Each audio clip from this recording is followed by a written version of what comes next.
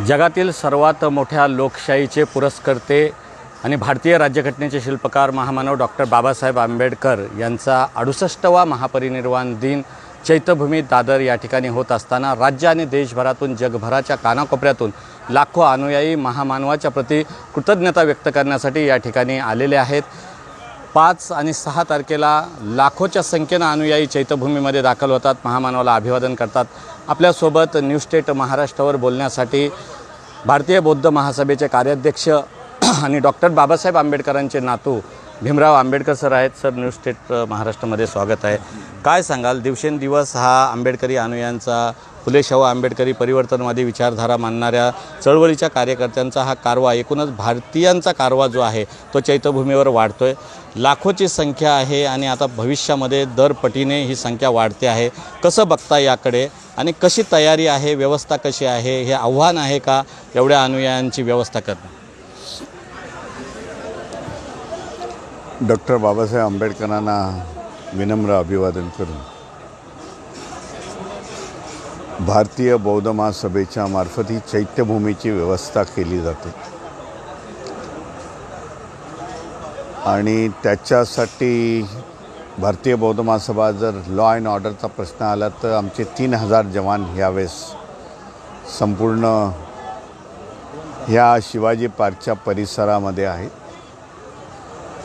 त्याचबरोबर आमचे 300 वगैरे पदाधिकारी ते देखील 24/7 इथे काम करत असतात।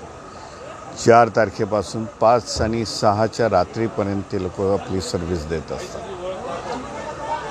व्यवस्था ही भारतीय बौद्ध महासभेकडं असल्यामुळे आमचा हे प्राधान्य जास्तीत जास्त जी लोक येत आहेत त्यांना कमी प्रमाणामध्ये त्रास व्हावा, त्यांची व्यवस्था व्हावी चांगल्या प्रकारे। मग आम्ही तिन्ही संघटना म्हणजे भारतीय बौद्ध महासभा एका बाजूला आहे, मुंबई महानगरपालिका आहे, पोलीस प्रशासन आहे आणि स्टेट गव्हर्नमेंटचा विभाग आहे, ह्या चौघांचा आम्ही एकत्र बसून आम्ही ह्याचा ड्राफ्ट तयार करतो की जेणेकरून सुविधा लवकरात लवकर होतील, सुविधांचा लोकांना लाभ होईल। अनेक प्रश्न आहेत ह्याच्यामध्ये, पिण्याच्या पाण्याचा प्रश्न आहे, लोकांना चांगलं पिण्याचं पाणी मिळावं। त्याचबरोबर सांडपाण्याचा प्रश्न आहे, चांगल्यापैकी बाथरूम्स मिळावे, स्वच्छतागृह ज्याला म्हणू शकतो आपण। चांगल्या प्रकारे ह्या वर्षी व्यवस्था झालेली आहे आणि त्याला भारतीय बौद्ध महासभेचं पण सहकार्य असतं। आव्हान करतो लोकांना, बाबा हा गांभीर्याचा दिवस आहे, गांभीर्याने या, घोषणाबाजी वगैरे करू नका। ज्या प्रकारे आपण येता बाबासाहेबांना अभिवादन करता त्याच प्रकारे शांततेप्रमाणे आपापल्या गावी शहरी निघून जा, अशा प्रकारचं इन्स्ट्रक्शन देतो। नॉईज पोल्युशन्स वगैरे लोकांना आपल्याकडून त्रास होईल अशा प्रकारचं करू नका। खाद्यपदार्थ आहेत ते जेवढं लागत असतील तेवढंच घ्या, इथे चांगलं मिळतं ते सोडून दुसरं घेऊ नका, अशा प्रकारच्या इन्स्ट्रक्शन आम्ही देत असतो। आणि हे आमचे समता सैनिक दल, महिला जवळजवळ आमच्या 1000 आहेत या ब्ल्यू साडीमध्ये असलेल्या महिला, व्हाईट ब्ल्यू साडीमध्ये, की जेणेकरून आमचे संस्थेचे मॅसेज हे संपूर्ण ह्याच्यामध्ये जातील। पहिल्यांदाच चैत्यभूमीमध्ये AC लावण्यात आलेले आहेत, 12 टनचे AC आहे की लोकांना सफोकेशन होऊ नये, त्याची आम्ही आता काळजी घेतलेली आहे। कारण 3-3 तास हे उभे राहतात लाईन्समध्ये। काल पोलिसांना देखील आम्ही इन्स्ट्रक्शन दिलेले आहेत की ही लाईन 3 तासाचा पिरियड हे 2 तासावरती कसा येईल, ते आपण सगळे दोघे मिळून म्हणजे समता सैनिक दल आणि पोलीस प्रशासनातले पोलीस अधिकारी मिळून जर लाईन लवकरात लवकर येईल। जे VIP येतात त्यावेळेला जो जास्त क्राऊड येतो इथे त्यांच्याबरोबर, त्याच्यावरती मी त्यांना सांगितलं जरा बंदी घाला। एक VIP असला तर त्याच्यावर 4-5 लोकच सोडावे, 50-50 लोक येतात की ज्याच्यामुळे लाईन एक 15-20 मिनटासाठी थांबून जाते। ह्या सगळ्या गोष्टी आज इथे केलेल्या आहेत। हे बाईट्स वगैरे ज्या प्रकार आहेत तो आता तुम्ही अशोक स्तंभाच्या इथे त्याचा प्लॅटफॉर्म तयार केलेला आहे. कोणी VIP आला, मिनिस्टर्स आले तर त्यांच्या बाईट्स तिथे घेतल्या जातील, म्हणजे जेणेकरून ही लाईन कार्यरत राहील. सगळ्यात जास्त प्राधान्य मी बाबासाहेबांचे लाईनमधून बाबासाहेबांना अभिवादन करतायत त्यांच्यासाठी आम्ही जास्तीत जास्त प्राधान्य दिलेलं आहे. सर, उद्या जे आहे ते कशा पद्धतीच्या कार्यक्रमाची रूपरेषा आहे? सकाळी मानवंदना दिली जाते बाबासाहेब आंबेडकरांना. कशा पद्धतीचा सकाळी किती वाजता कार्यक्रम आहे? कोण कोण प्रमुख या ठिकाणी उपस्थित असणार आहे? 2 प्रकारचे प्रोग्राम येतात. एक तर स्टेट गव्हर्नमेंटचा प्रोग्राम अलग असतो आणि भारतीय बौद्ध महासभेचा प्रोग्राम अलग असतो. सकाळी 7:30 वाजता पोलीस दल येईल आणि पोलीस दलाच्या वतीने ही मानवंदना चैत्यभूमीला बाबासाहेबांना देण्यात येईल. ते झाल्यानंतर 7:30च्या नंतर 8:30 ते 9च्या दरम्यानमध्ये भारतीय बौद्ध महासभा फ्लॅग होस्टिंग करते, म्हणजे पंचशिलेचा ध्वज होस्ट करते. आणि त्याच्यानंतर समता सैनिक दलाची मानवंदना पुन्हा होते, बाबासाहेबांना होते, चैत्यभूमीला होते. अशा प्रकारे त्याच्यानंतर बाबासाहेबांचं त्रिशरण पंचशील चॅन्टिंग सुरू होतं इथे आतल्या गाभाऱ्यामध्ये भारतीय बौद्ध महासभेच्या बौद्धाचार्यांच्या मार्फत. आणि संध्याकाळी बाबासाहेबांना अभिवादन करण्याची मीटिंग ह्याच चैत्यभूमीच्या समोरच्या गेटमध्ये सुरुवात होते. अशा प्रकारे दिवसभराचा कार्यक्रम असतो. जे बौद्ध भिक्खू येत आहेत फॉरेन कंट्रीवरून, त्यांनी असा अर्ज हे विनंती केलेली आहे, त्यांना चॅन्टिंग करायचं आहे. ते ह्या भगवान गौतम बुद्धाच्या मूर्तीच्या समोर, प्रतिमेच्या समोर ते चॅन्टिंग करत बसतील. 1 तासाभराची त्यांची चॅन्टिंग असेल.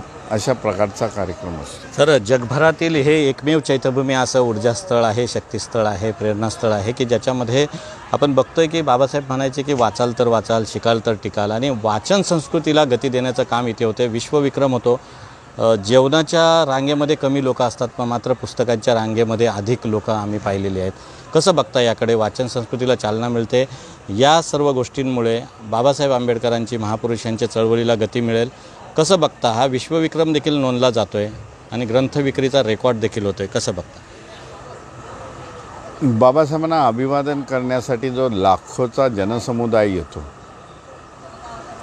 तो बाबासाहेबांना इथे चैत्यभूमीमध्ये नतमस्तक होतो. नतमस्तक होत असताना तो काही मागत नाही, ही सगळ्यात महत्त्वाची गोष्ट आहे. नतमस्तक होतो, कृतज्ञता व्यक्त करतो. ह्या मानवामुळे आमचं आयुष्याचं चेंजेस आलेले आहेत. आम्हाला प्रगतीचे रस्ते ह्याच्यामुळे दाखवण्यात आलेले आहेत. आणि तो निघून जात असताना जी ऊर्जा, प्रेरणा, त्याला शक्ती प्राप्त होते ती मग तो जाऊन कुठेतरी पुस्तकांच्या स्टॉलवरती जातो. एखादं बाबासाहेबांचं पुस्तक विकत घेऊन तो आपापल्या गावी, शहरी वगैरे निघून जातो. बाबासाहेबांनी बाबासाहेबांचं वाचन, बाबासाहेबांची लायब्ररी हे त्याच्यासाठी आदर्श आहे की बाबासाहेब 18-18 तास वाचत होते. त्यांची लायब्ररी, पर्सनल लायब्ररी ही सगळ्यात मोठी लायब्ररी होती, वैयक्तिक लायब्ररी ज्याला म्हणता येईल, की ज्याच्यामध्ये पुस्तकाचं कलेक्शन काही हजारोंमध्ये होतं. ह्या सगळ्या गोष्टी हा तरुण, तेथील माणसं जाणत आहेत. म्हणून एखादं पुस्तक घेऊन जाऊन बाबासाहेब वाचावे. ह्या चांगलेच विक्रम ह्यामध्ये होत आहेत की देशामध्ये बघितलं तर वाचण्याची संस्कृती आज कमी होत चाललेली आहे. आणि ती कमी होत चालली असताना आंबेडकर चळवळीमध्ये, बाबासाहेबांना मानणाऱ्या वर्गामध्ये ही चळवळ वाढत आहे, वाचनाची संस्कृती वाढत आहे. हे चांगल्यापैकी साईन आहे एखाद्या समाजासाठी की वाचन संस्कृती इथे वाढत आहे. म्हणून आम्ही जास्तीत जास्त लोकांना प्रोत्साहन करतो आहे, लहान मुलांना प्रोत्साहन करतो आहे, बाबा ते लायब्ररीमध्ये जा आणि काहीतरी वाचा. बाबासाहेब असतील, महापुरुषांचे विचार असतील, त्याच्याबद्दलचं वाचा, धम्मावरती वाचा, की जेणेकरून बाबा तुमच्या ह्याला चालना मिळेल, बुद्धीला चालना मिळेल, तुमच्या जास्तीत जास्त त्याच्यामधून गेनिंग तुम्हाला प्राप्त होईल. अशा प्रकारचे संदेश आम्ही देतो. म्हणून जिथे जिथे बुद्ध विहार आहे तिथे तिथे एखादी तरी लायब्ररी व्हावी, एखादा रीडिंग रूम व्हावा, ही संकल्पना आज आम्ही लोकांनी मांडलेली आहे. आणि बऱ्याच विहारांमध्ये आता लायब्ररी ही कंपल्सरी झालेली आहे की मुलांनी यावं, तिथे घरं छोटी आहेत तिथे बसून अभ्यास करावा. ह्याच्यामधून वाचनाची संस्कृती वाढत जाणार. सर, आज देशामध्ये आपण बघतोय जी स्थित्यंतरं घडत आहेत, एकूणच देश पातळीवरची, राज्य पातळीवरची, राजकीय असो, सामाजिक स्थित्यंतरं असो. एका बाजूला बाबासाहेब म्हणायचे की राजकीयदृष्ट्या सामर्थ्यवान आणि प्राबल्य जर आपल्या हाती मिळवायचं असेल तर धार्मिक संस्थांना मजबूती देणं गरजेचं आहे. भारतीय बौद्ध महासभेच्या माध्यमातून देशभरामध्ये जो हा कारवा धम्म चळवळीचा वाढतो आहे, त्या उलट जर आपण विचार केला तर क्रांती प्रतिक्रांती म्हणताना एक पुरोगामी विचार आणि एक प्रतिगामी विचार देखील वाढीस येतो आहे. RSS असेल किंवा भाजप असेल, ज्या पद्धतीनं आपली पाळंमुळं या ठिकाणी रोवतो आहे, भारतीय बौद्ध महासभा कशा पद्धतीनं काम करते, एक विरोधाभास आहे या संघटनामध्ये. या निवडणुकांमध्ये देखील अधिक प्राबल्य दाखवत त्यांनी या ठिकाणी काम केलेलं आहे.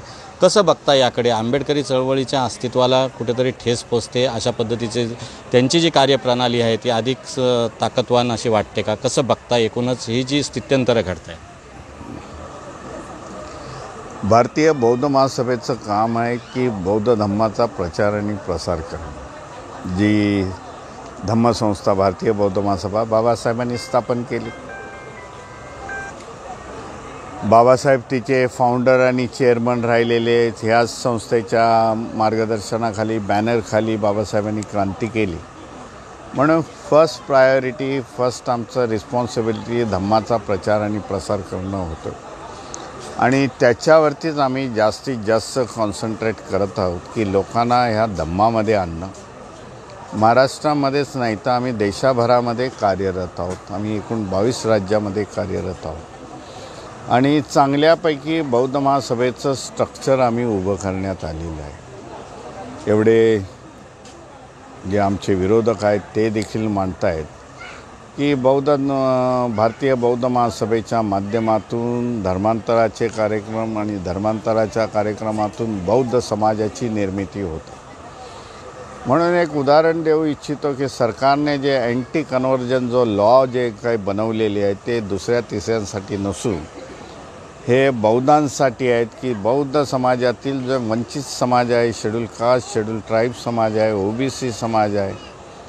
जर उत्तर प्रदेशमध्ये जर बघितलं, मोरिया आहे, कुसवा आहे, सैनी आहे, जे करोडोच्या संख्येने हे समूह आहे ते बौद्ध धम्माकडं आज येत आहेत. ते पूर्वीचे बौद्ध होते, त्यांना त्यांचा इतिहास समजलेला आहे. त्याच्यामुळे अँटी कन्व्हर्जन लॉ जे सुरू झालेले आहेत हे बौद्धांसाठी सुरू झालेले आहेत की बौद्धांचं धर्मांतर कुठंतरी रोखावं. त्याच्यासाठी हे सगळ्या गोष्टी सुरू झालेल्या आहेत. पण आज शिक्षणाचं प्रमाण वाढलेलं आहे, शिक्षणाला महत्त्व आलेलं आहे. कुठल्याही समाजातलं बघाल तर शिक्षणाला जास्त महत्त्व आहे. बाबासाहेबांनी जो संदेश दिला होता शिका म्हणून, आज भले ते बौद्ध नसतील आमचे काही दलित बांधव, पण बाबासाहेब त्यांच्यासाठी आयकॉन आहे. बाबासाहेबने क्या बताया है वो जानते हैं. म्हणून शिक्षणाच्या प्रमाणामध्ये शिक्षण प्राप्त केल्यानंतर त्यांना बरं काय, वाईट काय, आपण कुठल्या मार्गाने चाललो आहे, अंधश्रद्धा काय, बाबासाहेबांनी आपल्याला सायंटिफिक व्ह्यू दिलेला आहे, सायंटिफिक धम्म दिलेला आहे, हा विचार करतो आहे. म्हणून हे परिवर्तन आज जोरात सुरू झालेलं आहे. तर बाबासाहेब आंबेडकर ज्या पद्धतीनं म्हणायचं आहे की संविधान हे जगातलं सर्वात चांगलं संविधान आहे, त्याची कृती अंमलात आणली किंवा ते हात राबवणारे जर लायक नसतील तर संविधान वाईट ठरेल. आज देशामध्ये जो बदल घडतो आहे, आज देशामध्ये ज्या पद्धतीनं EVMवर शंका घेतली जाते, लोकशाही, संविधानिक मूल्य पायदळीत उडवली जाण्याची भीती देखील व्यक्त केली जाते. एका बाजूला विरोधक म्हणून इतर जे पक्ष आहेत ते सत्ताधाऱ्यांना त्या ठिकाणी काउंटर करतायत आणि सत्ताधाऱ्यांनी विरोधकच नसावेत अशी जी भूमिका घेतलेली आहे. एक देश एक मिशन अशा पद्धतीनं इलेक्शन घेण्याची जी भूमिका आहे, ही भूमिका कशी मारक आहे या देशाला? बाबासाहेबांनी जे सांगितलं की विरोधक हा लोकशाहीतला सर्वात महत्त्वाचा घटक आहे. कसं बघता याकडे? EVMनी जे हे निकाल लागलेत याच्यावर आपला विश्वास आहे का? कारण का आंबेडकरी चळवळ आणि आंबेडकरी नेत्यांवर आपण बाबासाहेब आंबेडकरांच्या कुटुंबातले सदस्य आहात, म्हणून आता पुढची लढाई आपली कशी असेल यामध्ये काही गडबडी आहे असं आपल्याला वाटतं? देशाभरातले जे पक्ष आहेत जे नॅशनल रजिस्टर्ड आहे त्या पक्षांची भूमिका निर्णायक असायला पाहिजे असं मला तरी वाटतं. EVMच्या बद्दल बोलाल तर आंबेडकरी चळवळीतले सगळे लोक, आंबेडकर चळवळीतले बाबासाहेबांचे अनुयायी हे तेव्हापासून 2014पासून EVMच्या विरोधामध्ये आपल्या विरोध करत आहेत. रोडवरचा विरोध आहे, मोर्चे आहेत, आंदोलनं आहेत. परंतु जे मेजर पार्टी आहेत, नॅशनल रजिस्ट्रेशन पार्टी ज्याला आपण म्हणतो, त्या पार्टीकडून तेवढा प्रतिसाद येत नाही. आज सगळ्यांना कळून चुकलेलं आहे की EVMच्या गडबडीपासून, EVMच्या चिटिंगपासून, EVMच्या टेम्परिंगपासून ही सरकारं आज केंद्रामध्ये बसत आहेत, राज्यामध्ये बसत आहेत. महाराष्ट्र हे आत्ताचं उदाहरण आहे. मागच्या वेळेला हरियाणाचं उदाहरण होतं 2 महिन्यापूर्वी. हरियाणामध्ये मी देखील होतो तेव्हा डोळ्यांनी बघितलेलं आहे की हे टेम्पररिंग त्याच्यानंतर मोठ्या संख्येने आज महाराष्ट्रामध्ये झालं. पण ह्याचा कोणी महाराष्ट्रामधल्या मोठ्या पार्टीजनी मोठा निषेध केला नाही. तर EVMमध्ये गडबडी झाल्या वगैरे. आज अशी परिस्थिती आहे, न्यायालय आमचं ऐकत नाही आहे. EVMच्या बद्दल पिटिशन फाईल होत आहे. विरोधी पक्षाने, नॅशनल रजिस्ट्रेशन पक्षाने माझ्या माहितीप्रमाणे पूर्वी केसेस फाईल केल्या होत्या सुप्रीम कोर्टामध्ये. त्या देखील इलेक्शनच्या 2024च्या इलेक्शनमध्ये खारिज करण्यात आल्या. कोर्ट एका बाजूला ऐकत नाही, एका बाजूला प्रशासन ऐकत नाही, सत्ताधारी ऐकत नाही, अशी स्थिती ह्या देशामध्ये झालेली आहे. त्यामुळे ह्याच्यामध्ये विरोधी पक्षाने बसून नॅशनल एक अजेंडा तयार करून बाबा कशा प्रकारे पुढच्या ह्याच्यामध्ये आपली वाटचाल असेल. जोपर्यंत EVM आहे तोपर्यंत येथील सत्ताधाऱ्यांना, मग केंद्रातल्या, राज्यातल्या आपण डिफीट करू शकत नाही, असं माझं तरी प्रामाणिक मत. एकूणच आपण बघतोय की माझ्यासोबत भीमराव आंबेडकर होते. या देशामध्ये जर सामाजिक आणि राजकीय क्रांती घडवायची असेल तर EVM हटवली पाहिजे. ज्या पद्धतीनं लोकशाहीची मूल्य पायदळीत उडवली जातात आणि एकूणच जो देश आहे, त्या देशामध्ये जे काही वाटचाल सुरू आहे ती अधोगतीकडे आहे. देश महासत्तेकडे वाटचाल करत नसून अधोगतीकडे वाटचाल करत आहे आणि आता EVMला देखील त्यांनी कारणीभूत ठरवल्याचं आपल्याला या ठिकाणी पाहायला मिळालं आहे. न्यूज स्टेट महाराष्ट्रासाठी धम्मशील सावंत, दादर, मुंबई.